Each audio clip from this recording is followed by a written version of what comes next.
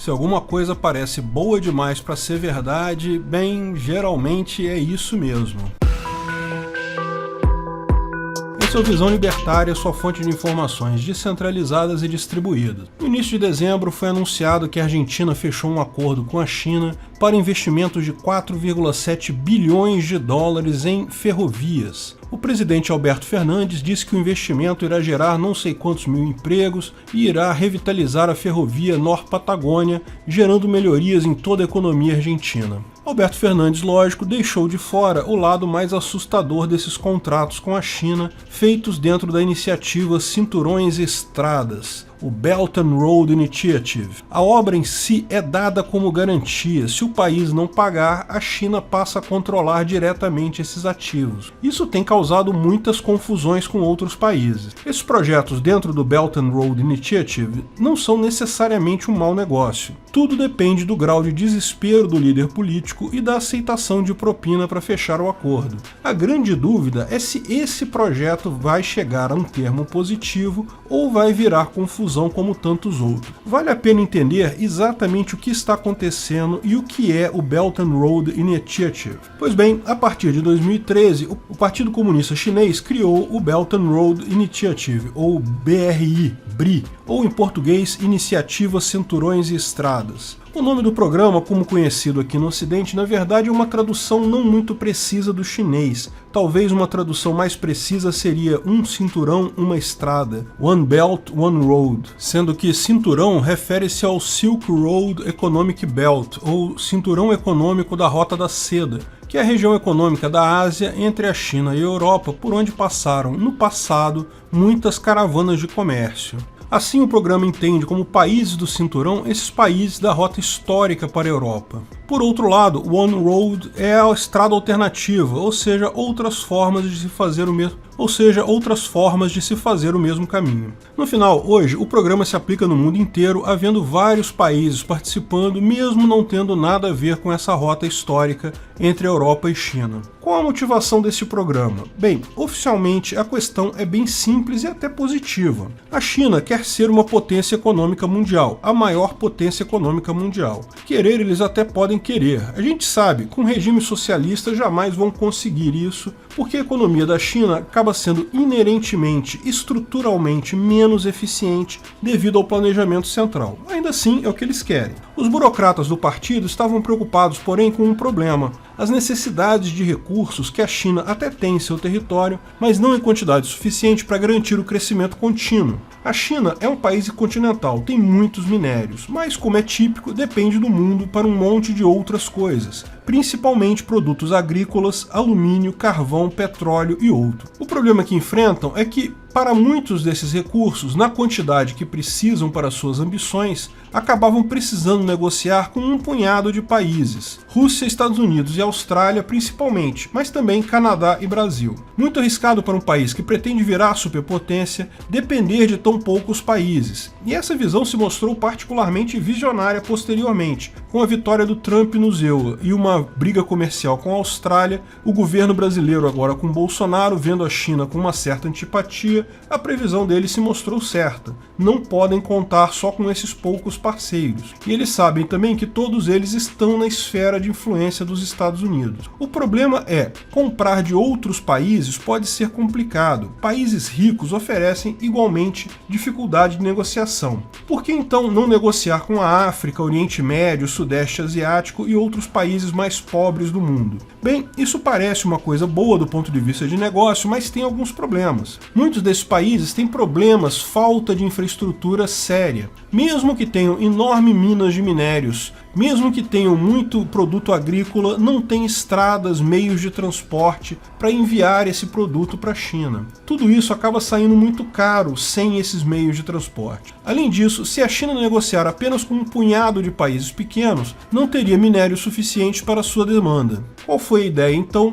vamos fazer um enorme programa global para trazer esses países pobres para a negociação. A China tem muitos recursos, vai emprestar dinheiro para esses países construírem a sua infraestrutura, estradas principalmente, mas não limitado a estradas, lógico, também ferrovias, portos, aeroportos, canais, qualquer obra de infraestrutura que seja viável para aumentar a produção desses países e que pode assim ajudar a China a ter os recursos que precisa. A África é um continente riquíssimo, no entanto, existe uma enorme dificuldade da China comprar as coisas de lá devido à falta de infraestrutura. O que ela está fazendo? Está investindo em vários países africanos. E veja, esses países tipicamente não têm dinheiro para bancar a infraestrutura. Qualquer ideia da China não é uma má ideia, ela oferece a esses países construir a infraestrutura através de um empréstimo e ainda se oferece para comprar por muito tempo os minérios ou alimentos produzidos. A construção da infraestrutura é financiada com juros baixos, de forma que provavelmente apenas a venda dos produtos para a China já pagaria por isso. Em algum tempo, o país teria uma boa infraestrutura praticamente sem custo. Para o país que recebe essa iniciativa, parece ótimo. Não apenas ele vai ganhar uma infraestrutura zerada, sem custo, como ainda ganha uma fonte de renda. Ainda pode dizer para o público em geral que recebeu X bilhões de investimentos, que empregou não sei quantas pessoas, mesmo sendo um país com um mau histórico de pagamentos. O problema é que, como quase todas essas coisas boas demais para serem verdades, bem, é geralmente exatamente isso, bom demais para ser verdade. A grande questão é que os contratos dessas iniciativas não garantem que a China vai comprar a produção, apenas oferece essa possibilidade. Mas o pagamento do empréstimo pela construção da infraestrutura, executada por construtoras chinesas, financiadas por bancos chineses, com juros baixos, mas continua a ser devido pelo país, se a China comprar a produção ou não. Então o país está mesmo fazendo um empréstimo. Pior, a obra em si é hipotecada para a China. Se o país não pagar, a China vai considerar como dela aquela obra e tomar posse. Esses contratos têm cláusulas assustadoras sobre o direito da China nessas obras. Lógico, a China não é boba. O mero fato de assinar um contrato no mundo entre países não quer dizer nada. Tem muito país-eco por aí que não teria dúvidas entre estatizar a obra e dar uma banana para a China. A questão é que a China tem um exército grande, bombas nucleares, muita força. Se o país não pagar, a China vai tomar a força ou retaliar fortemente. Isso torna um desincentivo para países deixarem de pagar. Então, para a China, é um bom negócio comercialmente também.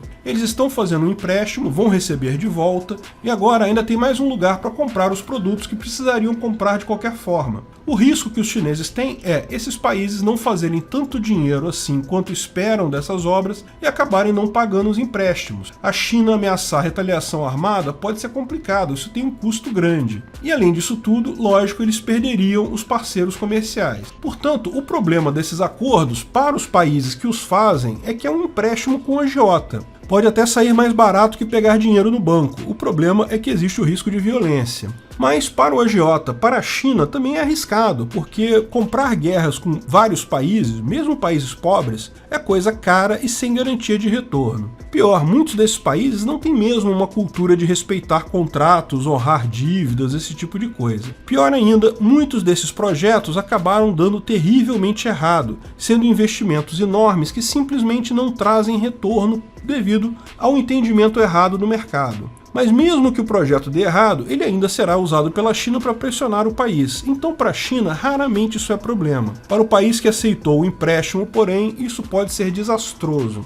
Um exemplo de fracasso são as rodovias, ferrovias e o Porto Seco de Korgus, no Cazaquistão. Uma obra ambiciosa que permitiria o acesso do Cazaquistão ao mercado europeu e chinês. Também a China poderia usar a rodovia para vender diretamente para a Europa, passando pelo Porto Seco de Korgus e ferrovias. Porém, no final das contas, o custo compete com o frete naval e não era vantajoso. A rodovia, a ferrovia e o porto extremamente caros estão subutilizados. No final, essa obra deu prejuízo para todos, inclusive para a China. Mas a China está conseguindo alguma vantagem com isso, porque com essa dívida do Cazaquistão, consegue comprar o silêncio dele sobre a perseguição aos uigures. Lembre-se, os campos de concentração uigur ficam bem próximos da fronteira com o Cazaquistão. A população uigur da China é etnicamente similar à população cazaque. No entanto, o Cazaquistão se mantém em silêncio sobre o caso por conta do debt trap, ou seja, a armadilha da dívida que tem com a China. Pior ainda aconteceu com Sri Lanka, um pequeno país no sudeste asiático que não conseguiu pagar pelo porto de Hambantota em 2017 e o porto foi arrendado pela China por 99 anos conforme o contrato. De fato, virou território chinês, a China pode fazer qualquer coisa ali por 99 anos, é como se fosse território da China agora. Paquistão e Turquia também estão com problemas similares e com risco de, literalmente, perder soberania sobre parte do seu território devido a esses acordos. Veja, no final das contas, do ponto de vista libertário, é perfeitamente válido, contrato é contrato. Haver uma fonte de financiamento adicional é uma coisa boa. Você assinou o contrato, se você não cumpriu sua parte, você aceitou a punição imposta pela cláusula penal do contrato, tá tudo certo. O grande problema nesse caso é que países são instituições ilegítimas. Esse contrato pode tanto indicar uma traição do líder ao país, ou um Estado da Federação ao seu povo, como principalmente um interesse oculto de dominação pela China. Sim, dominação mundial não pode ser descartada, afinal são cerca de 3.000 projetos desse tipo no mundo todo neste momento. E muita gente iniciando os projetos novos, como a Argentina. Também tem políticos por aí que adorariam esse tipo de ajuda chinesa aqui no Brasil mesmo. Para o político, bem, ele só precisa se preocupar com 4 anos, o futuro, o povo é que se ferre por aí, você sabe como é que é. Uma coisa que a China sabe fazer bem é explorar a fragilidade das democracias ocidentais. De qualquer forma, o programa não está sendo bom para a China também. Muito dinheiro investido em infraestrutura que não dá retorno tem gerado um enorme buraco na economia chinesa. No final das contas, há quem diga que a China está cavando sua própria ruína econômica com esses projetos. De novo, do ponto de vista libertário, é só um negócio como qualquer outro. Agora, o quanto é um bom negócio ou um mau negócio é de se avaliar caso a caso. É claramente um problema que as partes devem resolver. A questão é, sendo uma dessas partes uma ditadura comunista, sanguinária e violenta, bem, eu não assinaria nada. Obrigado por sua audiência. Esse vídeo foi um oferecimento de armataweb.com, cloud e serviços de data center, 100% de compromisso com a satisfação e privacidade dos clientes. Aceitamos Bitcoin, veja o link na descrição do vídeo. Se você gostou desse vídeo, clique no like e compartilhe ele em suas redes sociais. Se inscreva no canal para nos ajudar, clicando no botão vermelho abaixo. Se quiser ser avisado de novos vídeos, clique no sininho ao lado. Saiba mais sobre o nosso projeto no site visãolibertaria.com. Lá você pode sugerir novos artigos, escrever artigos, patrocinar e muito mais. Confira visãolibertaria.com. Até a próxima!